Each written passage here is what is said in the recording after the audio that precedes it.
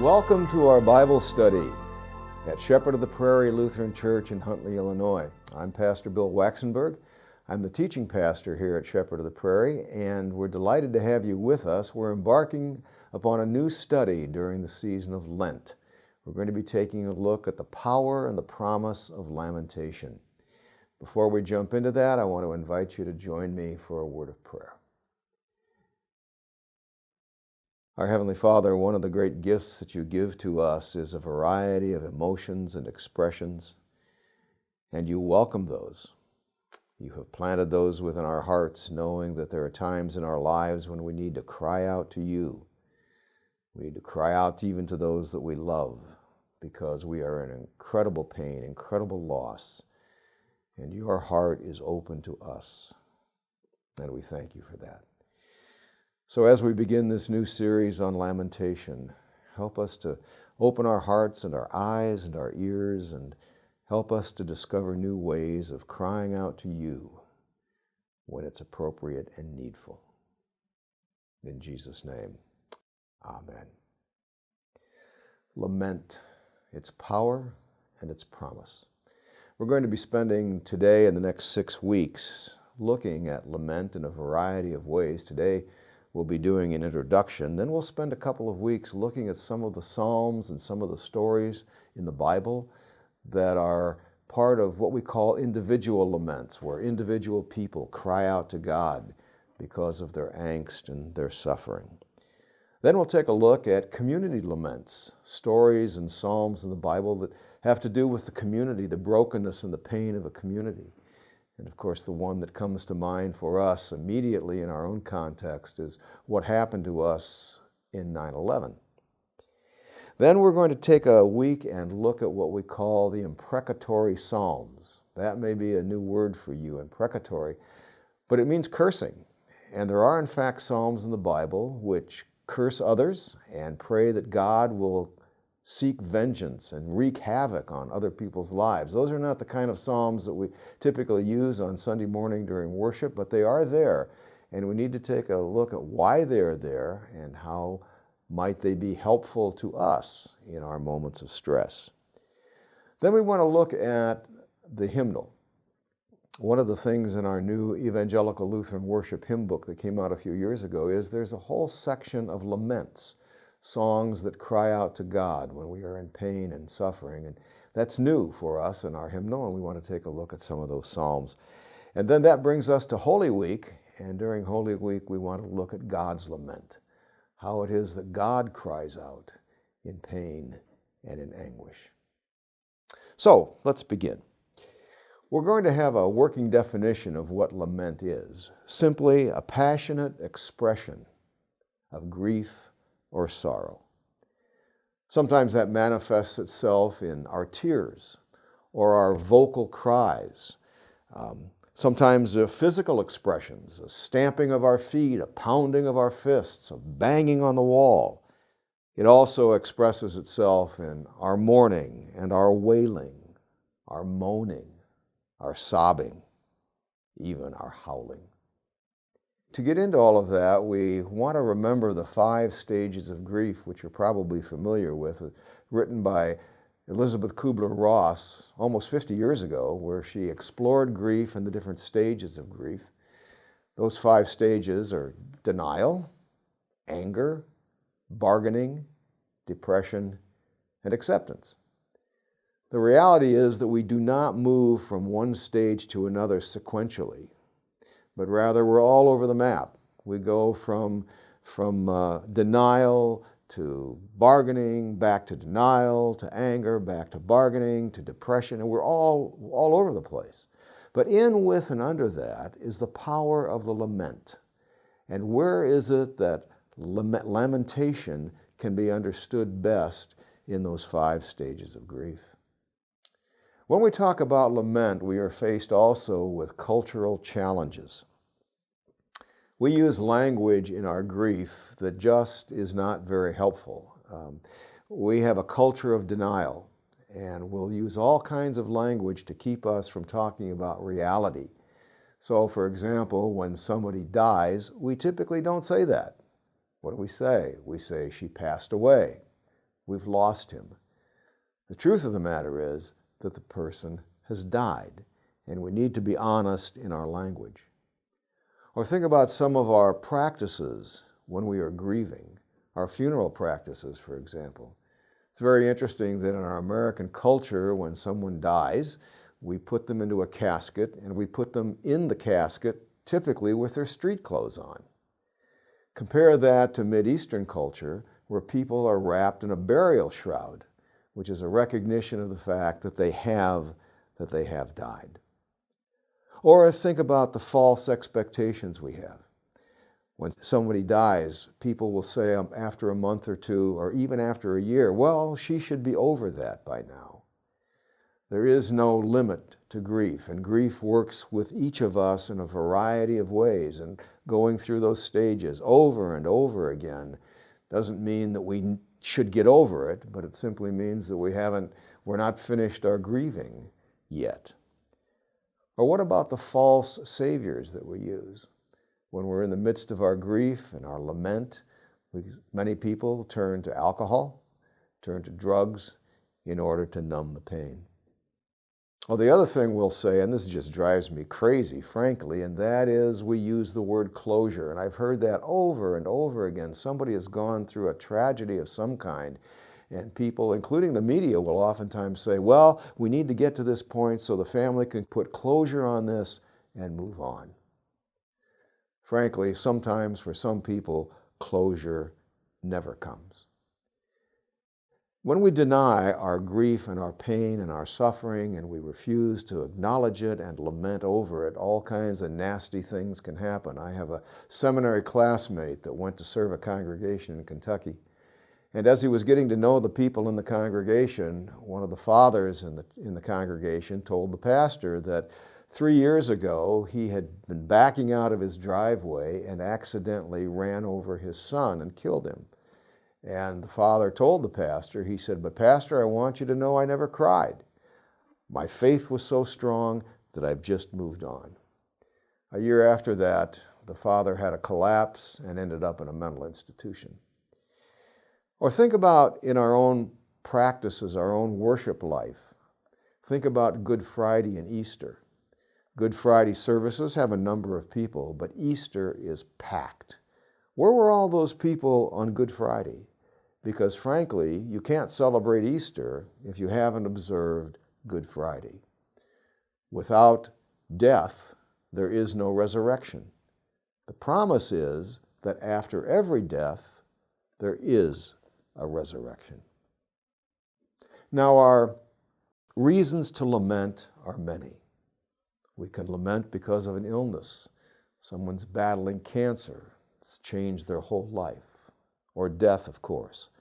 Or betrayal, a brokenness of trust, a job loss, the loss of a home through fire or through storm, or rape, sexual assault, or divorce.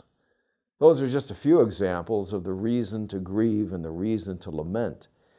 But the power of lament is absolutely critical for our own lives if we are to move through our grief to a healthy place. Think about some of the stories in the Bible, from lamenting to healing. Go back to 2 Kings in the second chapter, where Elijah imparts to Elisha the power of prophecy. And Elijah is swept up and taken off into heaven. And at the very end, in chapter 2, verse 12, Elisha laments as Elijah has been taken away from him. Or consider the Irish and how it is that they lament. There's something in Ireland called keening. And keening is this loud lamentation, this loud prayer, this loud cry that people engage in as they believe that they are ushering the souls from this world to the next. Or in our Jewish community, oftentimes when someone dies, they will do something called sitting Shiva. Shiva is the Hebrew word for 7. And for 7 days, people gather together in the home of one who has had someone die, and they sit with them. Sometimes they talk, sometimes it's in silence, but it is a powerful way of lamenting with the family. Or I think about a young man in a church I served in Texas who at age 15, when he found out that his father dropped dead of a heart attack unexpectedly, his mother told me that Sean lay on the floor of his bedroom and screamed and pounded the floor. That is lamentation. That is lamenting, and that's an incredibly healthy way to express oneself at the power of grief. Or think about some of the Psalms and how it is that the psalmist cries out to God. There are 150 Psalms. More than 1/3 of them are prayers of lamentation. Listen to some of these, how they begin. Psalm 10. Why, O Lord, do you stand off? Why do you hide yourself in times of trouble? Asking the question of God, where are you in the midst of my pain and suffering? Or Psalm 13. How long, O Lord? How long must I bear this pain in my soul? Or the feeling of abandonment, Psalm 22, quoted by Jesus from the cross. My God, why have you forsaken me? Or Psalm 130, out of the depths I cry unto you, O Lord. Powerful psalms of grief and lamentation. This next portion of our study, I want to spend a little bit of time sharing with you some things from an article I read, and I want to give credit where credit is due. This is from Father Michael Geenan, who was Professor Emeritus of Old Testament at Franciscan School of Theology in Berkeley, California. And in his article, he outlines 4 important things about lamentation, and I want to mention those and then expand on them a little bit. First of all, lamentation is an act of faith. To cry out those words, how long, O Lord, or where are you, God, or why aren't you listening to me? This is not about doubt. This is about the power of trusting in God. Even when we feel like God is there, we yet hold on to the fact that He is. And that's what faith is all about. The biblical word for faith can be also translated belief or trust. Trust, I think, is the best of all the words. And we want to remember that doubt is not the opposite of faith or trust. In fact, doubts can be incredibly helpful for us.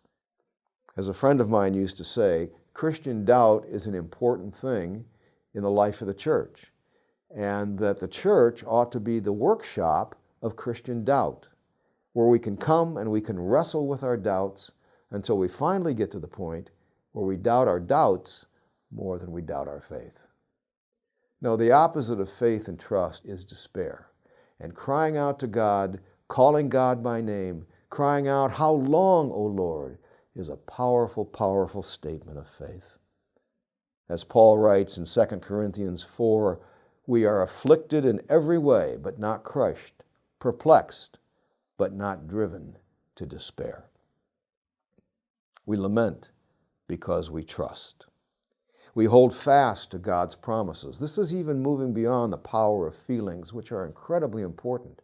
But sometimes the power of feelings gets in the way, and we begin to rely on them as a counterpoint to trust, when in fact, trust is something that is over and above our feelings, even deeper than our feelings. And engaging with God in those moments of despair and lamentation is a powerful statement of our trust in God. Holding fast to God's promise that God is there even when it seems that God is not there. And there are plenty of biblical stories about that. We can think of Isaac, and as he comes in contact with a Philistine king, and he's terrified. And God gives him the promise in Genesis 26, I am with you. Or think about Moses, chapter 3 of Exodus, where God calls Moses to go down into the land of Egypt and to confront the Pharaoh. Moses is terrified, but God gives him the promise, I am with you. Or think about Jesus walking on the water with the disciples out on that boat when the wind and the waves are terrible, and they are terrified. And Jesus comes into their midst, and Jesus says, I am with you. This is the way that the Gospel of Matthew begins, and the way that the Gospel of Matthew ends. Matthew 1, a virgin shall conceive and bear a son, and you shall call him Emmanuel, which means God is with us. And at the end of the Gospel, and remember, Jesus says, I am with you always to the close of the age. Lamentation also, number 2, has much to teach us. It reminds us that there are not always easy answers in life. In fact, easy answers most often fail us. Lamentation reminds us that sometimes the best answer and the most honest answer is to this pain and to this suffering and to this, where are you, O God? The most honest answer is, I don't know. Lamentation allows us to be open with our confusion, with our frustration, and with our disappointments, and to take those and to give them to God, to offer them up to Him, because this is the one in whom we trust. Thirdly, lamentation counters the false narratives about life that seem to be so prevalent within our culture. Life is not sunshine, lollipops, and rainbows. The culture tells us that we can have it all, and frankly, that's a lie. We can't. Lamentation reminds us of that reality. Sometimes we are told over and over again that life owes you. No, life doesn't owe us anything. Or how about the old beer commercial? You only go around once in life. Grab all the gusto you can. Or how about this one, which I heard a number of years ago? So what happens when you buy the right car, wear the right clothes, use the right deodorant, drink the right bourbon, use the right aftershave and perfume, and still nobody likes you? Sometimes that's indeed the way life is. Life, in reality, sometimes, not all the time, surely, but sometimes can just be hard. And Lamentations reminds us of that truth. And fourthly, lamentation leads us to reflective thinking and constructive action. It allows us to take our feelings, which heretofore have been unexpressed, and to express them. It reminds us of the need to express those feelings so the buried feelings do not become self-destructive. Because here's the truth. The feelings that we have, the power of those feelings, if they're not brought out in an honest, forthright fashion, they will come out, and they will come out oftentimes sideways. Father Guinan tells the story of being the pastor of a congregation in which a young boy, about 6 or 7 years old, was killed in a boating accident. And of course, the community gathered together, and immediately what they did was have a Mass of Resurrection. That's a great thing to do, but it got in the way of where the family was at the moment. And the family wasn't ready for that. And it short-circuited their grief, their anger, their frustration, their loss. And Father Guinan said it was a mistake to have that Mass of Resurrection too soon. There's a time and a place, but we can't short-circuit the power and the reality of the grief that is ours. Maybe a good model for that is Tevye from Fiddler on the Roof, where Tevye continually cries out to God, continually has this running dialogue with God about everything in life, and is open to hearing what it is that God has to say. We always want to remember that the center of our own Christian faith is the cross. And on the one hand, the cross has the body of a dead Jesus on it. On the other hand, the cross is empty, and it's the power of the resurrection. But you cannot have one without the other. So what we're going to be doing these next few weeks is continuing to talk about lamentation, how it is that the power of lament can give to us the promise of God's gift of presence with you and with me. So next time, what I want to suggest you to do, I've got the slide up on the screen. There are several, as I mentioned, there are over 50 Psalms of lament, and I've listed some there. I would encourage you to read through one or more of those. And then the prophet Jeremiah has no less than 6 laments. And I've listed them there too, and it might be helpful to take 1 or 2 of those and read through them. Thanks so much for joining us.